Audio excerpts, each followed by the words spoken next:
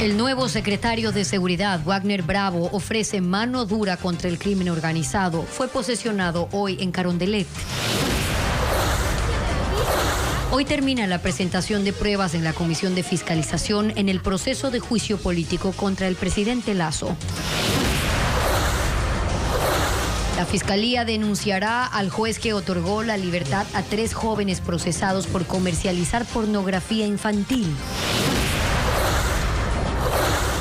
La Cumbre Internacional sobre Venezuela en Bogotá pide a Nicolás Maduro convocar a elecciones presidenciales libres y democráticas.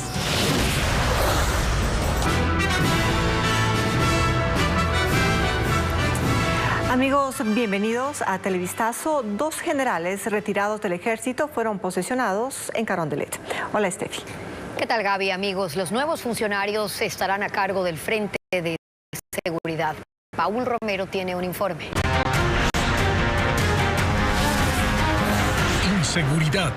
Mano dura contra el crimen. Mano dura contra la delincuencia y el crimen organizado es lo que el gobierno aplicará de aquí en adelante como una de las estrategias para combatir a las bandas organizadas en todo el país. Con la posesión de los generales del Ejército en servicio pasivo, Paco Moncayo, consejero presidencial en Seguridad Nacional, y Wagner Bravo, secretario de Seguridad, el gobierno da un giro en la estrategia para enfrentar a los grupos de delincuencia organizada. Mano dura, porque el 99.9% de los ecuatorianos lo que desean es una cultura de paz, un territorio de paz, democracia, libre de corrupción. Con la esperanza, pero con la certeza que estamos logrando esta batalla contra el crimen organizado. Bravo y Moncayo implementarán una nueva política de seguridad. Se trata de un plan que fue presentado al presidente Guillermo Lasso y que los detalles se manejan por ahora en forma reservada. Para su ejecución, el gobierno busca la competencia de todas las funciones del Estado. Enfrentar al crimen organizado requiere de una respuesta contundente que debe surgir desde el conjunto de la sociedad y desde todas las instancias de la política. No hacerlo sería favorecer los intereses de las organizaciones criminales. Sin duda, con estos pesos pesados en esta materia, se abre una nueva etapa para seguir luchando en contra de la inseguridad ciudadana. Una vez posesionadas las nuevas autoridades del Frente de Seguridad del Gobierno, mañana se realizará la primera reunión del Consejo de Seguridad Pública del Estado, COSEPE, con la participación de otras autoridades del Estado, en donde se tomarán algunas decisiones. 10 personas acusadas de ser parte de una red de pornografía infantil en el país fueron detenidas tras allanamientos ejecutados en Guayas, Pichincha, Azuay y Manabí. William Young amplía este caso. La investigación inició hace semanas. Para capturarlos, los agentes de unidades especiales se hicieron pasar como compradores de pornografía infantil. Y así llegaron, según la policía, a los integrantes de toda una red que operaba en 4 provincias. Desde esta madrugada se ejecutan allanamientos simultáneos en Guayas, Pichincha, Manabí y Azuay, que han dejado hasta ahora 10 detenidos y están tras la pista de más implicados. Los uniformados decomisaron dispositivos electrónicos en los que se almacenaban archivos pornográficos, en los que aparecen menores de edad y que luego se distribuían por redes sociales. La policía confirmó que este material ilegal fue grabado fuera del país, pero hasta el momento no se precisa hasta dónde se extendían los nexos de esta organización delictiva. La audiencia de flagrancia se desarrollará esta tarde en Guayaquil. La Fiscalía anunció que denunciará a un juez por liberar a 3 jóvenes que cumplían prisión preventiva por comercializar pornografía infantil, tras una investigación que contó con la colaboración de Estados Unidos. Diego Cuenca con el informe. El 28 de febrero en Daule y Guayaquil, la policía capturó a Luis Espinosa junto a una mujer y un hombre, porque según su investigación, producían y comercializaban contenido pornográfico, utilizando a niños y adolescentes. Ellos cumplieron prisión preventiva casi 2 meses, porque este martes un juez les dictó medidas cautelares, es decir, saldrán de la cárcel con libertad condicional. La Fiscalía General del Estado, en un comunicado, rechazó esa decisión judicial.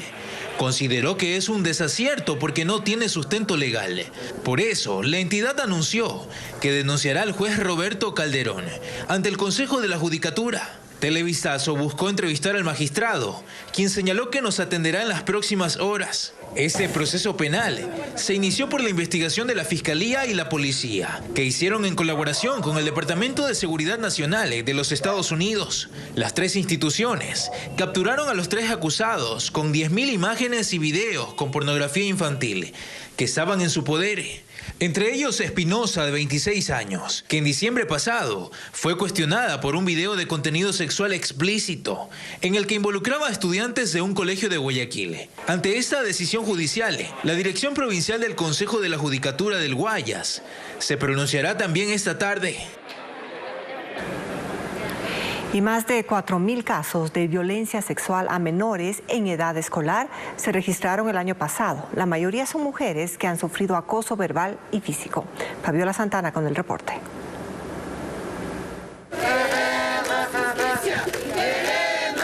Alrededor de 100 padres de familia realizaron un plantón en los exteriores de una unidad educativa particular en el norte de Quito. Denunciaron la inacción de las autoridades del plantel frente a las denuncias de violencia sexual de un conserje en contra de al menos 5 estudiantes. Y pese a que los padres lanzaron la alerta en noviembre, recién este martes la institución educativa informó al Ministerio de Educación, que a su vez abrió una investigación y podría derivar en sanciones. La sanción más grave, que está establecida igual por normativa, es eliminación del permiso de funcionamiento. La cifra de violencia sexual contra estudiantes es alta según el Ministerio de Educación. Solo el año pasado se registraron 4.115 casos. 708 de estas agresiones ocurrieron en los planteles educativos y 3.407 en su entorno social. Las agresiones sexuales van desde las verbales hasta las violaciones y el 90% de las víctimas son mujeres, la mayoría en edades de entre 8 y 14 años. El Ministerio de Educación activa protocolos para atender los casos, como separar al presunto agresor de la institución en tanto se desarrollan las investigaciones administrativas que pueden durar hasta 3 meses. Sin embargo, no hay clara una estrategia de prevención.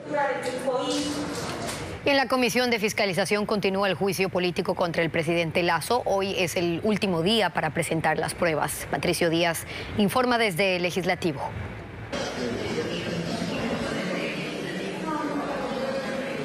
Esta segunda fase del juicio político contra el presidente de la República en la Comisión de Fiscalización, en efecto, concluye este día miércoles con los alegatos tanto de la defensa como de los proponentes.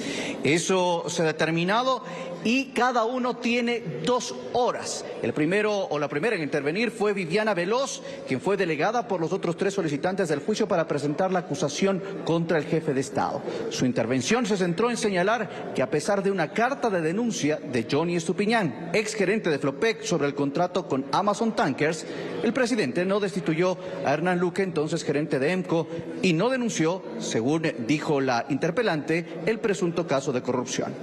Concluyó ella cerca de las 11:30 de la mañana y luego los legisladores quisieron hacer preguntas, pero ella se negó. Dijo que no era pertinente en esta fase del proceso.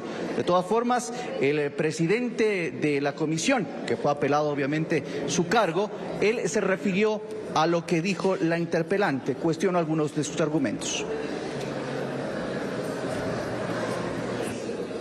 Esto era gravísimo, es una denuncia de corrupción. Solicitaba una audiencia y nunca se la dieron. Nunca el presidente de la República tuvo la intención de remover del cargo a Hernán Luque Lecaro y nunca cumplió con su mandato constitucional y legal de removerlo y de denunciarlo y parar de esta forma este perjuicio para el Ecuador.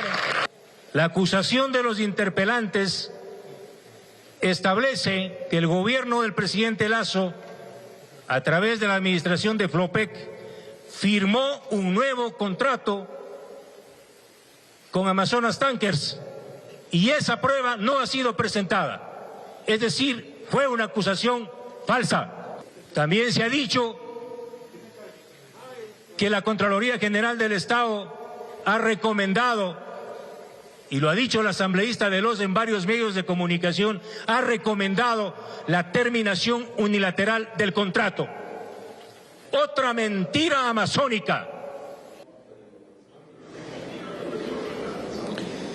En estos momentos interviene el abogado del presidente de la República, Edgar Negra, y él tendrá hasta las 2 de la tarde para presentar sus argumentos de descargo, de defensa. Desde mañana corren 10 días de plazo para que esta comisión, la Comisión de Fiscalización, defina y apruebe su informe respecto del juicio político al presidente de la República. Y el juicio político contra el presidente Guillermo Lasso entra en su etapa final una vez que concluye el periodo en el que se ventilan las pruebas. Para llegar a este punto, el proceso ha pasado por 4 escenarios que nos resume Francisco Garcés. El proceso inició el 18 de enero cuando el Pleno del Legislativo conformó la denominada Comisión de Investigación del Caso Encuentro, que concluyó con un informe aprobado por 104 asambleístas en el que se sugería enjuiciar políticamente al presidente Lasso. La comisión, controlada por el correísmo, desde un inicio sabía que debía inclinarse por la destitución del presidente, acusándolo incluso de traición a la patria.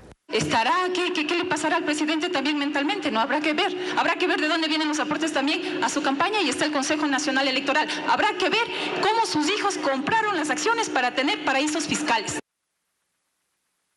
El 16 de marzo, la mayoría de la comisión presentó el pedido de juicio con 59 firmas de respaldo.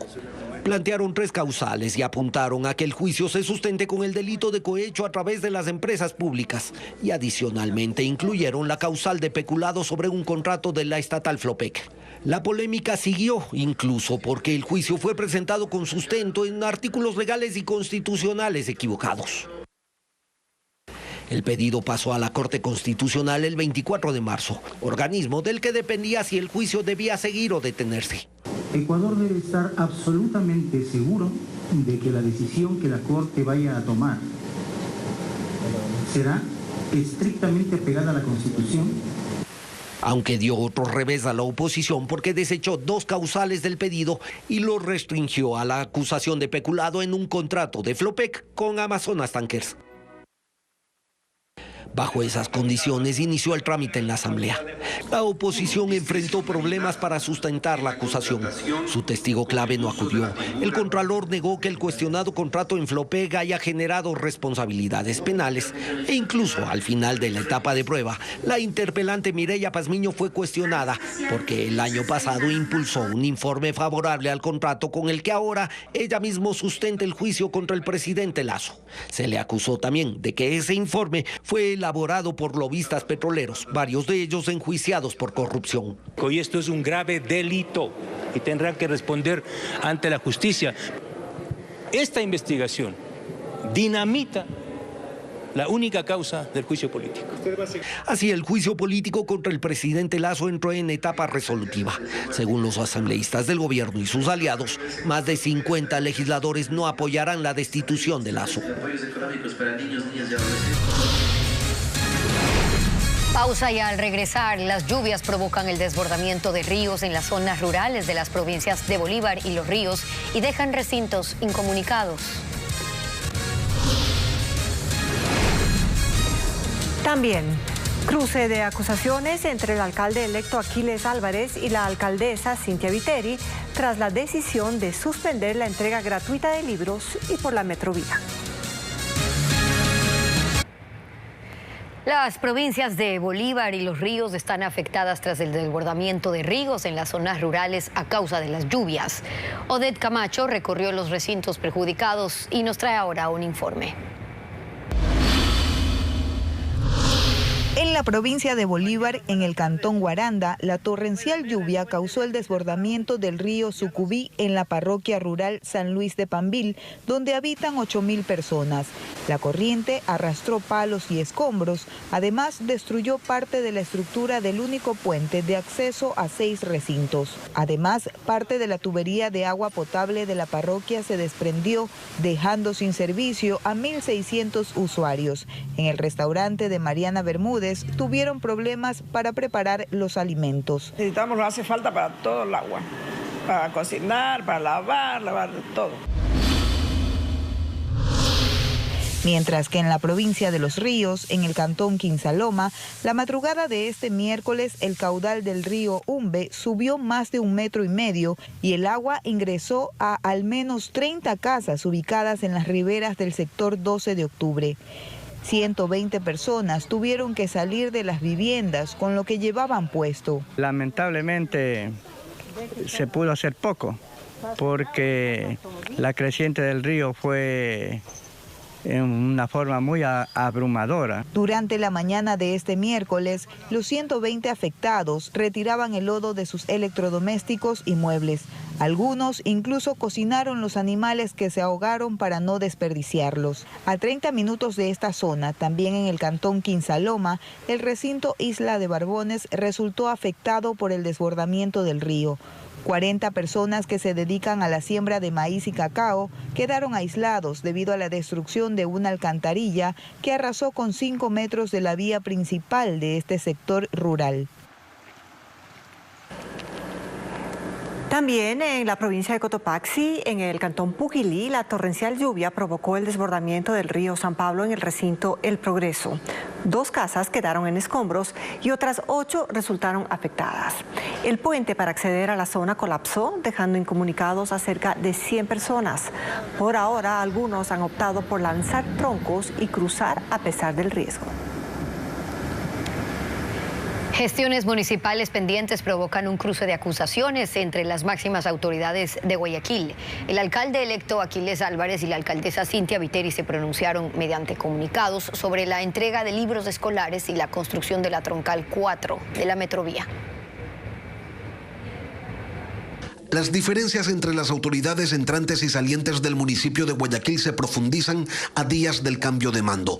La suspensión del programa Más Libros, con el que el Cabildo desde hace 17 años entregaba textos educativos a 500 escuelas de la ciudad, motivó un comunicado oficial por parte del alcalde electo Aquiles Álvarez. En él conmina a la alcaldesa Viteri a no dejar en abandono a los beneficiarios de ese programa.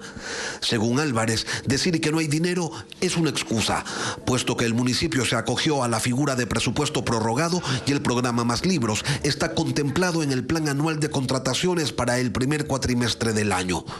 Y también reclama que la decisión de suspender programas no se haya adoptado para otros procesos, como el de la tarjeta única para la transportación pública.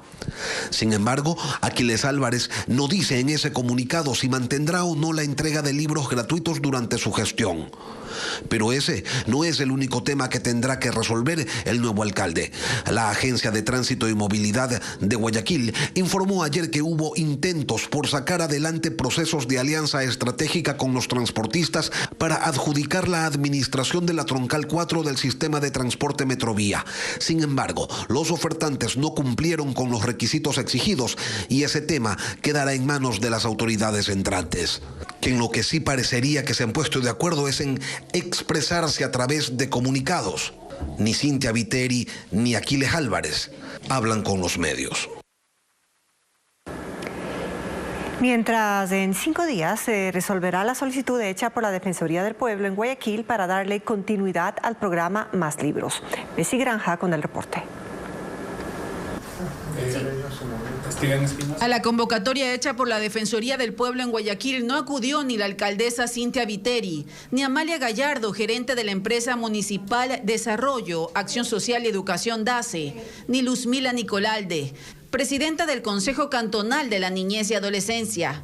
Ellas fueron llamadas por Alexandra Villasís, delegada provincial de la Defensoría del Pueblo, a una reunión de trabajo para buscar soluciones al programa municipal Más Libros, que este año no entregará textos gratis. Entonces es importante que el derecho más bien se siga ampliando y no se obstaculice, no se anule y de una manera injustificada y peor de la noche a la mañana.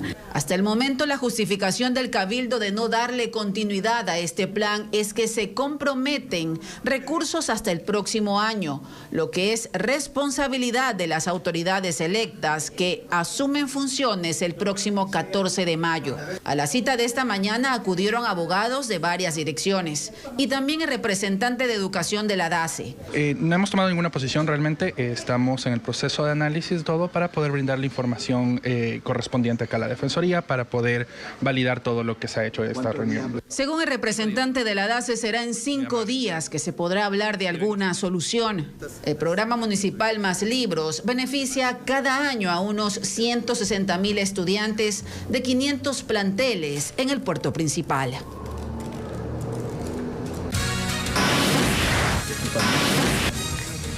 Más adelante en Televistazo, el juez que dejó libre a Daniel Salcedo es procesado penalmente y se enfrenta a una pena de 5 años de prisión.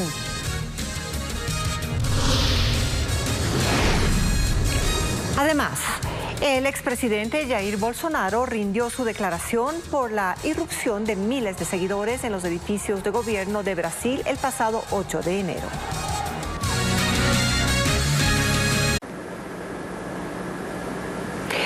El juez que dejó libre a Daniel Salcedo fue procesado penalmente por la Fiscalía. Ahora enfrenta una acusación por el delito de prevaricato y se expone a una pena de prisión. El informe con Jacqueline Rodas. Simón García Tello, quien como juez del Cantón Paján en Manabí dejó libre a Daniel Salcedo, ahora enfrenta un proceso penal. La Fiscalía formuló cargos en su contra por el delito de prevaricato, es decir, por fallar en contra de la ley. Y la presidenta de la Corte Provincial de Justicia de Manabí ordenó la incautación de sus bienes, prohibición de salida del país y que se presente periódicamente. García liberó a Daniel Salcedo en diciembre del año pasado, pese a que tiene 2 sentencias, a 13 años de prisión por peculado en la venta de fundas para cadáveres durante la pandemia y otra de 3 años por el ingreso de artículos prohibidos a la cárcel. El ahora ex juez, pues ya fue destituido por el Consejo de la Judicatura, también emitió boleta de excarcelación a un condenado por robo agravado y emitió un fallo ilegal en un proceso de desahucio. Este último caso es el que ahora pasa al ámbito penal. García se expone a una condena de hasta 5 años de prisión si se lo encuentra culpable. Esta no es la primera vez que el ex juez se enfrenta a la justicia. Hay registros de una detención por conducir en estado de embriaguez en 2020 que le valió 30 días de prisión, un juicio por falsificación y uso de documento falso del que fue sobreseído y una nueva denuncia presentada en contra de sus actuaciones como juez. Y la policía registra 97 llamadas sobre denuncias de extorsión en Ecuador mediante el cobro de dinero bajo la modalidad de vacunas. Alex Pila recogió los testimonios de víctimas en la capital. No importa si son negocios pequeños o grandes, las vacunas deben ser canceladas. Eso es lo que manifiestan los moradores de La Mariscal en el norte de Quito. Y una vez vinieron con un destornillador, vinieron así, que recién salían de la cárcel y que dame plata. Vinieron un día y me dijeron que dónde estaba el dueño. Yo le dije, el dueño no se encuentra. Me dice, necesito dejarle unos papeles porque es para un dinero que tiene que pagarnos. La presencia de personas ajenas al barrio y las extorsiones son recurrentes. Otro de los sectores afectados es Santa Clara. Los vecinos reciben cartas firmadas por un grupo delincuencial. Piden el pago de $30,000 en 8 días para darles protección. Según la policía, de enero a la fecha en todo el país apenas se han recibido 97 denuncias de extorsión bajo la modalidad vacuna. Es decir, 97 personas a nivel nacional han usado la línea 1800 delito, lo cual eso no sirve de mucha ayuda para el trabajo que estamos haciendo de mitigar y reducir el índice delictual de las extorsiones. En este año se han efectuado 28 operativos y han capturado a 64 personas. El 90% de ellos no integraban organizaciones delictivas. Y después de casi 3 meses en calma, el volcán Cotopaxi registra un incremento en su actividad. Carla Delgado nos cuenta que este no es el único que despierta el interés del geofísico. Desde mediados de enero, el volcán Cotopaxi había mermado su actividad. Sin embargo, eso cambió desde hace 8 días. La atención se centra en los nuevos indicadores. Nosotros medimos los diferentes gases y cuando notamos estos cambios, ¿no? Ahí nos llamó la atención y esa fue la primera observación. Después vimos que el volcán seguía hinchándose, después vimos que aparecían estas señales sísmicas de larga duración. A esto le acompaña la emanación de columnas cargadas de ceniza, gases y vapor. Una erupción del volcán Cotopaxi podría afectar directamente quizás a zonas en las cuales habitan alrededor de 100.000 personas, ¿no? Si son zonas altamente pobladas, ¿no? Pero que además una erupción del volcán Cotopaxi puede afectar líneas estratégicas o líneas de vida fundamentales para que funcione el país, ¿no? Por eso la prevención sigue siendo la acción más importante, advierte el experto. La semana pasada incluso el municipio lanzó una aplicación para que los ciudadanos conozcan sobre los riesgos de acuerdo a su ubicación. No es el único volcán que capta el interés de los técnicos del geofísico. También el Chiles, cuya actividad incluso esta mañana despertó a los pobladores en Tulcán. 4 sismos que han sido sentidos por la población, uno de ellos de magnitud 4.3, o sea, un sismo relativamente importante. Entonces, en el interior de este volcán hay como un sistema de desestabilización, un sistema que está alterando su comportamiento interno. Ecuador tiene 98 volcanes, 4 de ellos presentan anomalías, incluyendo al Sangay y al Reventador.